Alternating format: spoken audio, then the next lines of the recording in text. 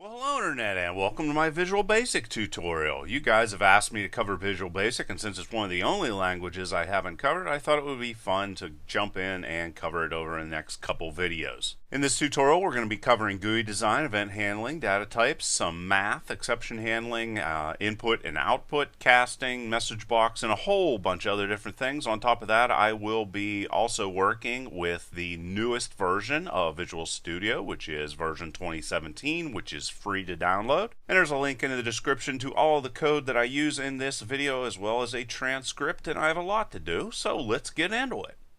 Alright, so what you're going to want to do first is get Visual Studio 2017. Now this says release candidate. That will change to just regular Visual Studio 2017, and where you get it for free is at visualstudio.com/vs/visual-studio-2017-RC. And this is extremely easy to download. It doesn't have any of the problems that 2015 had, and all you're going to do is just click on free download, click on next a whole bunch of times, and you will be ready to go.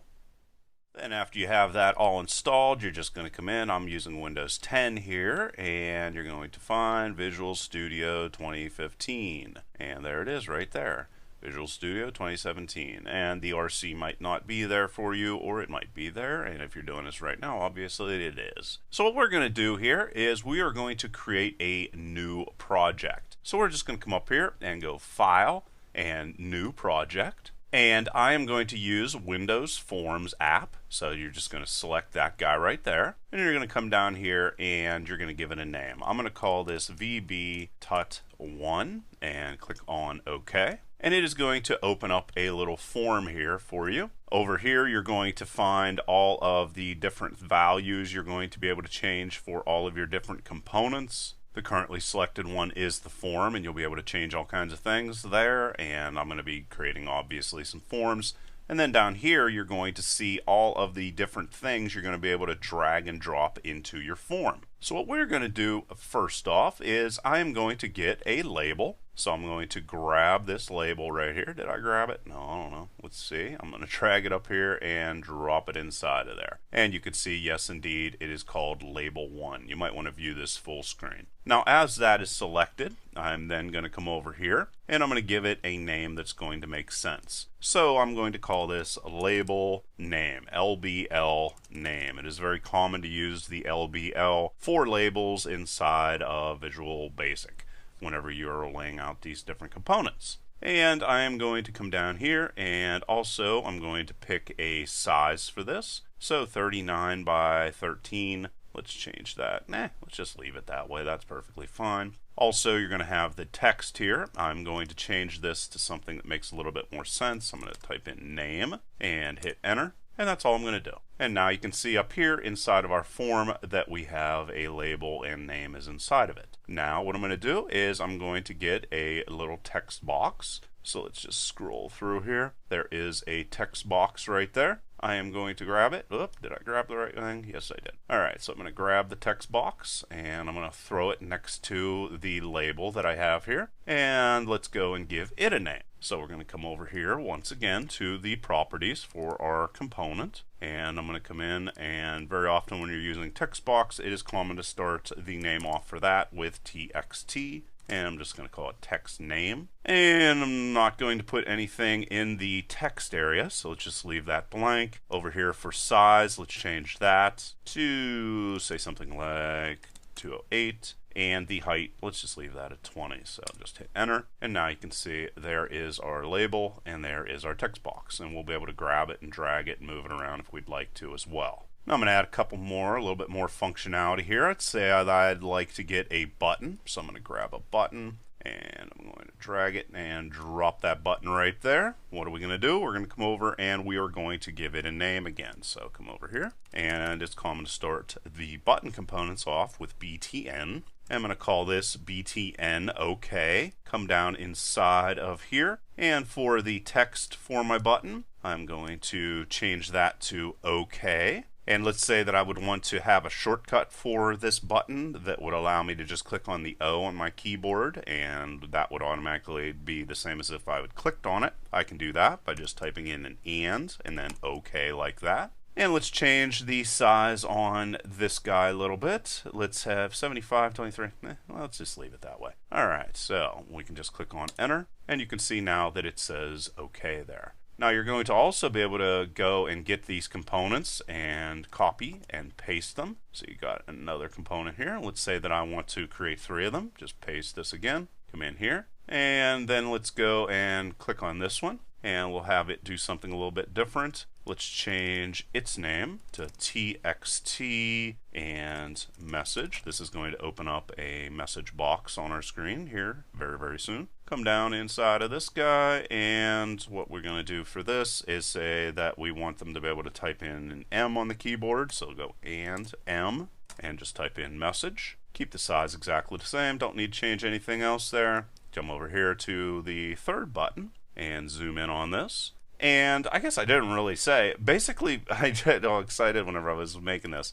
Basically, Visual Basic is really cool because it provides an easy way to make pretty complicated GUI applications. And it's also very often used to interface with databases. And by understanding the basics of Visual Basic, you'll also be able to use something else called Visual Basic for Applications, which is a scripting language you can use with a whole bunch of different applications in the Microsoft Office suite. And the major attraction of Visual Basic is it allows you to create applications by just what you see here, just by dragging and dropping components, and it requires very little code, as you'll see also here in a second. So I got all excited and started just playing with it, and I didn't talk about why Visual Basic is cool. Alright, so we're going to call this guy button exit. Come down inside of here, and the text that we want to put inside of here. Let's say that this time we want them to be able to click on X on the keyboard. Just go and exit like that, and there we go. So there is our basic form that we have here, and now we're going to make it do some stuff. Now basically what we want to do is we want, whenever they click on the OK button, for some stuff to happen. And basically what we're going to do is they're going to come in here, they're going to type in their name, they're going to click on the OK button, and then the information inside of this text box is going to change from just their name to say hello, whatever their name is.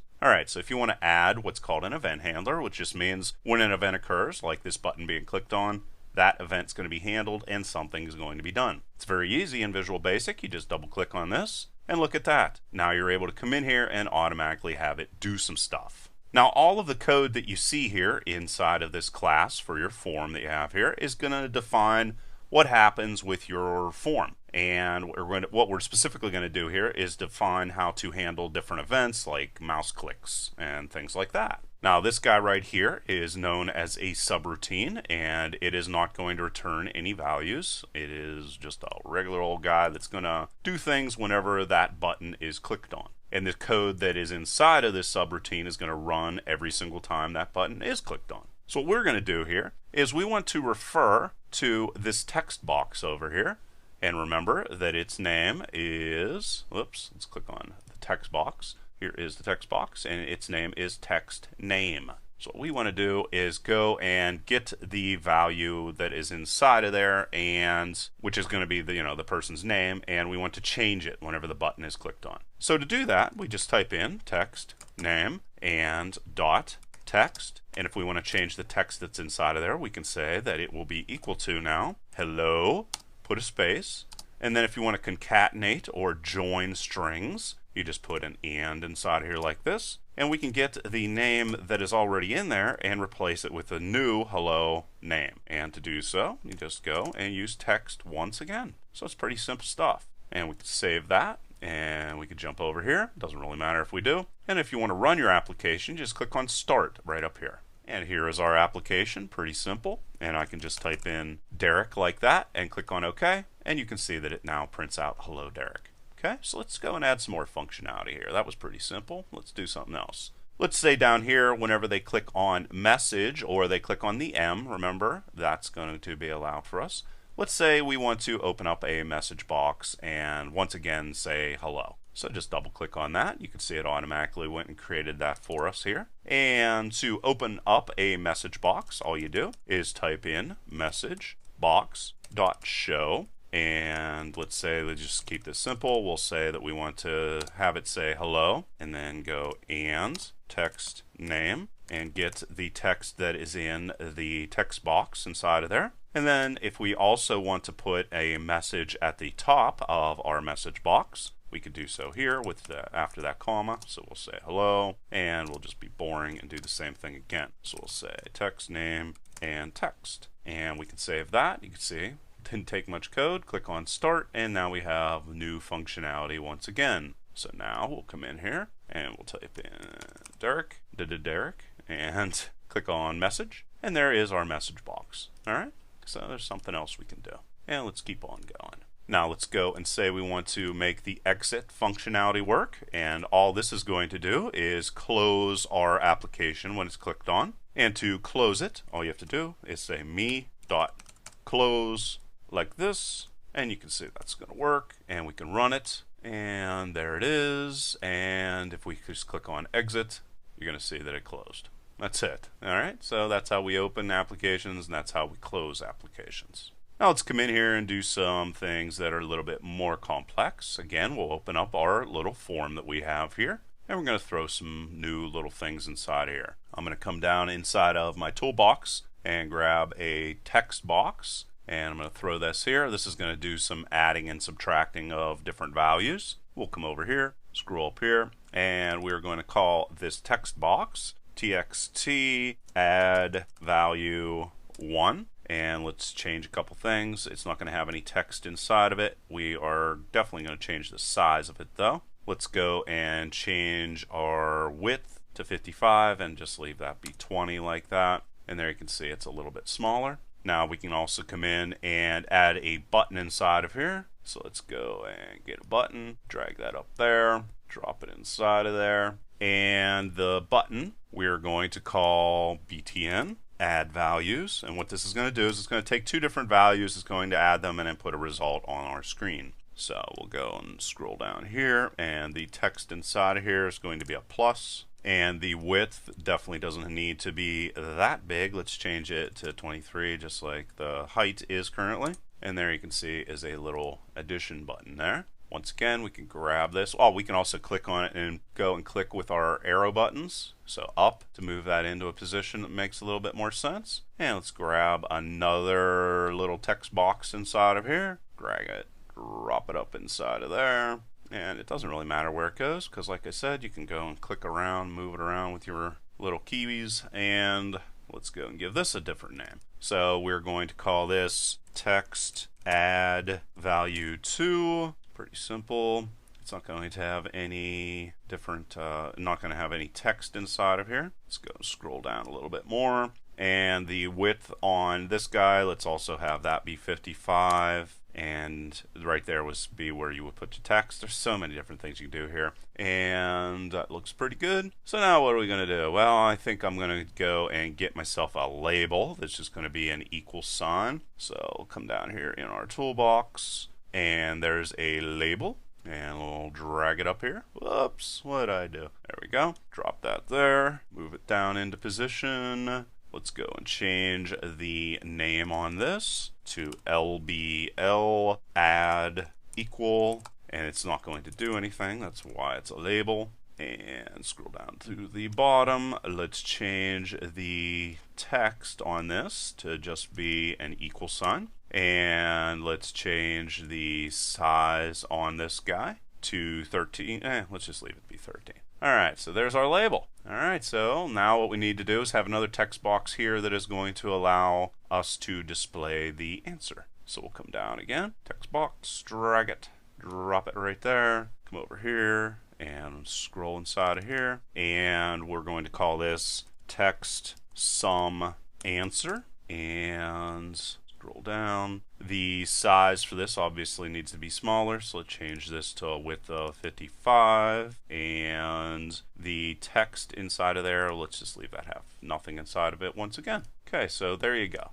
Not the prettiest looking thing ever, but I just want to demonstrate a whole bunch of different things here. So now what's going to happen is the user is going to be able to type in a number, type in another number, hit a plus sign, and the answer is going to show up right there. So to add that event handling functionality to the little button we have here, just double click it, and you can see it's right there. Now very often whenever we are working with events, there is the potential that an error could occur. So let's say, for example, somebody goes and hits that plus sign, but they didn't put a number inside of the two text boxes we have. Or they put a letter inside of there. We obviously can't add letters. So what we want to do is potentially stop any error that could occur. How you do that is with exception handling. So what we're going to do is go try to do something that could potentially cause an error. And then inside of here, we're going to go and create some different data types. And since I'm here, I might as well just talk about some data types. All right. So there are a whole bunch of different data types inside of Visual Basic. I just want to talk about some of them. There are oh, by the way, if you want to make a comment, which is just going to be a line of text that's going to be completely ignored by our interpreter here inside of Visual Basic, you just put a single quote and then type stuff out and it'll be ignored. Now you have integers, and they are going to hold values of, it's like 21474483648. So that's going to be the smallest number. And then the largest number you're going to be able to hold inside of an integer data type is going to be that guy right there. So there is no decimals, and it's just going to be, they're whole numbers. That's what an integer is. It's the same in every programming language. Then another data type, if you need to hold a number that's even bigger than that, is a long. And you can see how big a long can be, quite large. Another data type that you're going to use a lot is a decimal. And they are quite large. You can see plus or minus this gigantic number is going to be the types of numbers you're going to be able to work with in regards to decimals. And another thing that's great about decimals is that they are precise to 29 decimal places. You're also going to have doubles, which are going to be, and this is integer, not integers, whenever you define it. I'm going to create some variables here in a second. Then you have doubles, and they are also going to be quite large, extremely large numbers. The only problem with a double is that it is not precise. That's why inside of Visual Basic you should normally use decimals and not doubles. And by the way, these decimals are going to have the ability to have decimal places inside of them. They are floating point numbers instead of whole numbers like you have with integers and longs. And another data type you're going to have is going to be a Boolean. And a Boolean is either going to have a value of true or false. And you should never try to save anything else in a Boolean except for the values of true or false. And for now, that is all I'm going to cover in regards to the different data types available. We'll get more into them here later on, however. All right, so back inside of here. Now, basically what we want to do is we want to create two variables. And a variable is just going to be a place we can temporarily store data, a value. So to create a variable, you type in dim, which is short for dimension, which is like referring to the size of the data that you want to be working with. I could get more into the specifics of what the dim means, but there's no reason to get confusing. So if you want to create a variable, just type in dim. Then you're going to give it a name. So I'm going to say first number, and then I'm going to define what type of data type it's going to be. So this is going to be as an integer, because I don't need it to be a huge number. And whenever you are pulling data from a form like we have over here, we're going to be pulling this data, first number, from this guy right here. Whenever you're pulling that information, it's going to come in as a string. We want to convert it from regular old characters to an actual integer. And to do that, you need to cast it. So it's going to be changed from a string into an integer. To do that, you type in CINT like this. And then to get the value that is currently stored inside of there, you're going to refer to it by the name that I defined for it over inside of our form wizard. And to get that, you then type in text and you have it. But we can't settle with that. We also need to get the second number that they entered in. So we're going to come in here and we'll call this second number, just to keep that simple, and we will change this to value 2. Now we want to come in here because we want to output our result, so we're going to create another variable, and this is just going to be called sum, and we want to go and add the first number plus the second number. And whoops, what did it do? Second number, and there that is. And now we need to convert the integer into a string so that we can save it back into our result. And the name for our result, let's just click on this again, is going to be this guy right here. So that guy right there. And if we come over here and look at the name, its name is text sum answer. So let's just back over here again. So text sum answer. And if we want to change the value for it, see if you can remember what that's going to be. It's going to be text. And then we want to convert from a integer into a string. So we're going to type in C, str, and sum, right like that. And if you're wondering how to convert into the other different data types, you would use cBEOL. That is going to convert any value into a Boolean. You're also going to be able to convert into a double with cDBL. You're also going to be able to convert into a decimal with cDEC and a long with LNG, like that. So those are the different ways to convert into the different types that you would want to work with. All right, so that is all that we need to do with this inside of this try block. That's going to be all the potential problems. Remember, like I said, if they didn't enter something, or if they entered a letter or something that wasn't a number, this is going to catch that potential problem. Now, the error that I am going to probably have here is what is called an invalid cast exception, which means it is going to be an exception in which I'm trying to cast something like a string that would be a character, for example, into a number. Can't be done. That throws an exception, so I want to catch it. Now this one that pops up down here is the default. That is going to be triggered if I don't catch the specific exception that occurred or the specific error that occurred. So inside of this, I am going to have a message box open up, and I'm going to say message box dot show, and because I didn't catch this error, I'm going to say an unknown error occurred. And then remember, I can go and put a title inside of here across the top, and I'm just going to type in error right there. Now, it's not good to not have any idea what your exception is. You want to use something that is specific. So I'm going to say what I expect to occur, which means they typed in a letter or left nothing inside of there. And in that situation, I would get an exception that is referred to as system. And you're going to learn these exceptions just by making errors. And the errors are going to show up down here in this general area right there. So that's how you're going to learn them. So don't worry about not knowing them. And the one that I'm expecting to occur is invalid cast exception. And then for this guy, I'm just going to come down here, and I'm going to have a message box open, but this one is going to be more specific. And what it is going to be is, please enter numbers to sum. And I can just leave error be there inside of there. Another thing that's kind of cool is if you would like to print out information in your console for debugging purposes, you could also come down here and print to the console by going console, write line, and you could just do something simple like an error occurred, just to throw something down there just to show you how to write down here in your console window as well. And then after this, you're going to see end try. That ends our try block where we could have potential problems. And then we'll have end the subroutine. That's what the sub part stands for. So we can save that and we can run it as long as we didn't do anything wrong. And there it is. So let's bring this guy right here. And we're going to type in a 4 and a 5 and hit plus. And you can see that it printed out the answer there. However, let's say that I typed in an A here and hit plus. It is going to open up a window that says please enter numbers to sum. I can click on OK. You're also going to see right here is the exception that was thrown. Exception thrown, system invalid cast exception. See, told you that's where we could get that information.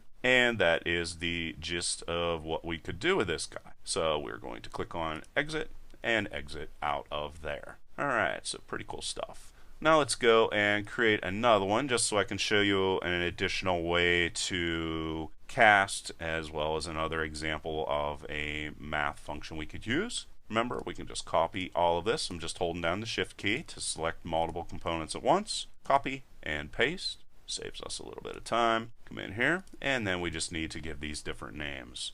So I'm going to come over here, select this guy, and I'm going to call this text divide value. 1. Leave everything else be exactly the same. Come in and click on this guy. This is going to be a button. So button, and what do I want? Let's just say button divide values, and we want to come down into the text area inside of here and change that from a plus to a division, and enter, and that's all set up. Select the next little text box that we have right there. Come over here and we will say text and divide value 2, and we don't need to do anything else with that. And the equals sign here, which is a label, I'm going to select that and go label divide equal. And it's always good to give every single component a good name, because you know it's a good idea. All right, and because at some point in the future, if you just let random things go in there, you're going to get random answers and not have any idea what's going on. And then I'm going to select the last part here, which is where my answer is going to show up. Come over here,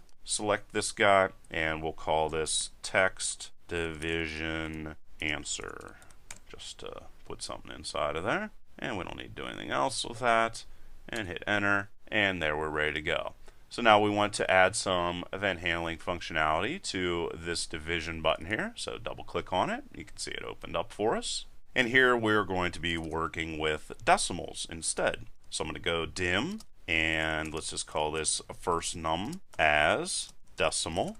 And remember, we like decimals because they are precise numbers. And what I want to do here is I want to convert from a string into a decimal. And let's go text divide value 1, and to get the text that's in that text box, you just type in .text, and we'll go and copy this guy, and we'll paste that there. We'll go and get our second number and change this to value 2, because that's what I called that, and there we are. Everything else is perfectly fine. And now, just to do something different, what I want to do is divide these decimals and then convert the answer into an integer. So how do we do that? Well, we can do it in a different way, what is referred to as the C-type function. So I'm going to call this int solution, and remember, I want it to be an integer, is going to be equal to, and you can type in C-type and then convert into multiple different values. Here, I could do this division outside of here and then just put the variable name inside of there, or I can put it inside of here. Just wanted to show you different ways to do it.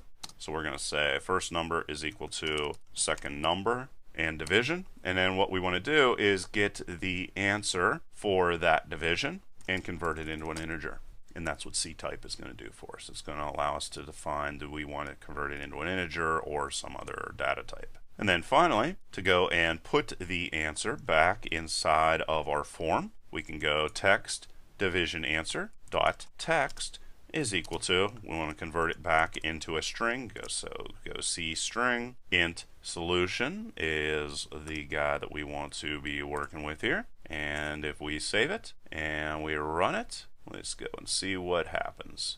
So we'll come in here and we'll do a division. So remember, this accepts decimals, so we'll say something like 5.5 whatever, and divided by 4, and click on the division, and you can see 1 comes back there. We could also convert this, and the reason why is because I said I want the integer result to show up here. That's what this guy does right there. And we can convert that into a 2 and hit that, and you can see that a 3 comes back, and the reason why a 3 comes back is because it gets this value and it rounds it up whenever it converts it into an integer.